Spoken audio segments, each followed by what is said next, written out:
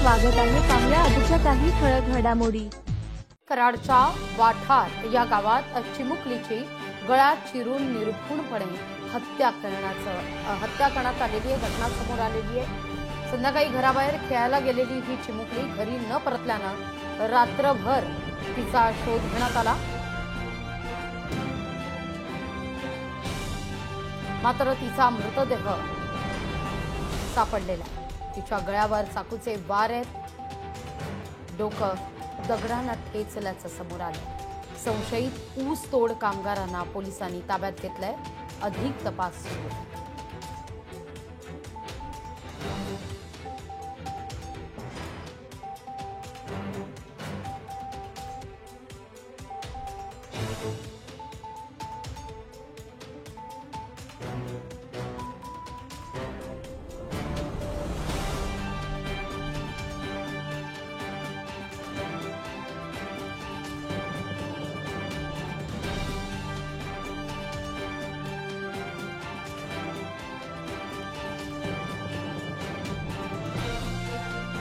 ताज्या घडामोडी पाहण्यासाठी MS मराठी न्यूज चॅनेलला लाईक करा, सबस्क्राईब करा आणि शेअर करायला विसरू नका। धन्यवाद।